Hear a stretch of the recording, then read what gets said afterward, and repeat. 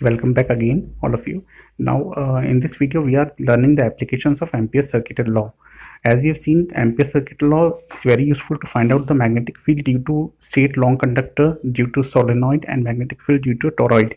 So, in the subsequent videos, we will be learning about these three applications of Ampere's circuited law. Now, as you can see the diagram here, first we are finding out the magnetic field due to a long straight conductor.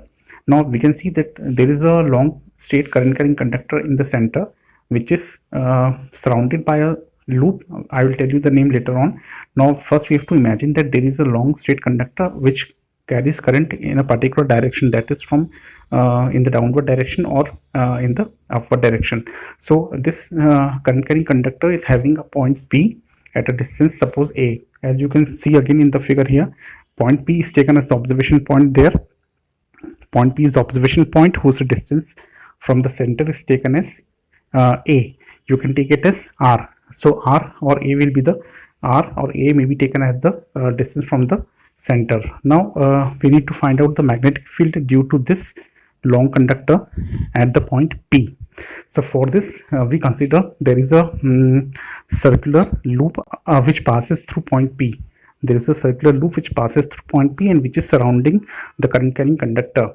So now let us name this circle or this loop as Amperian loop, since we are learning the application of Ampere's circuited law.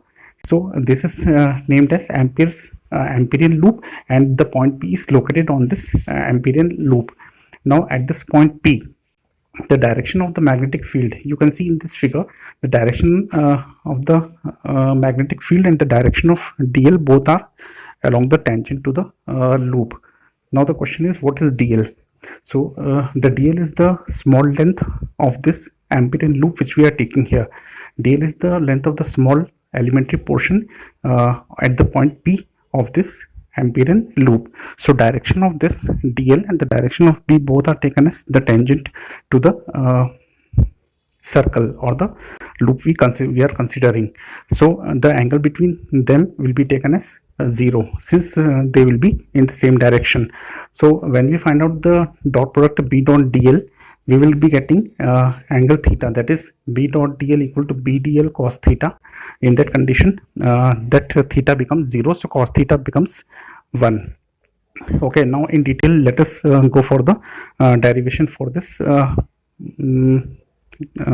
topic, that is magnetic field due to current carrying straight conductor with the help of Ampere's circuited law.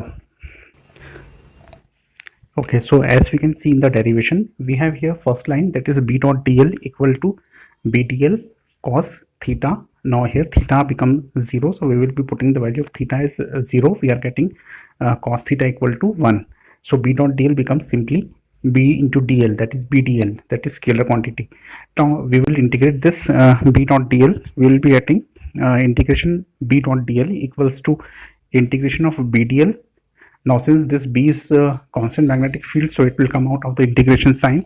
So here we are getting, now in the second step we are getting here B dl, simply integration of B dl. Again this B is constant, so B comes out of the sign, so B into integration of dl. Now B is constant at every point on the field line. We know that magnetic field is constant throughout the Amperian loop, so we can apply the value of dl, that is integration of the whole dl.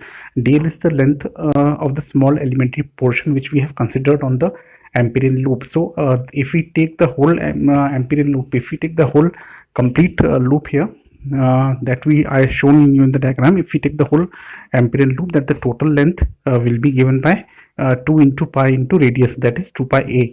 So in case of integration dl, we can write 2 pi a. Now the derivation becomes integration of B dot dl equal to B multiplied by 2 pi a. After this, let this be condition first. Now by Ampere's by Ampere's circuitry law, we know that integration of P dot dl equals to mu naught I. Integration of B dot dl becomes mu naught I. So this be condition number 2. Now we will be comparing both these conditions 1 and 2.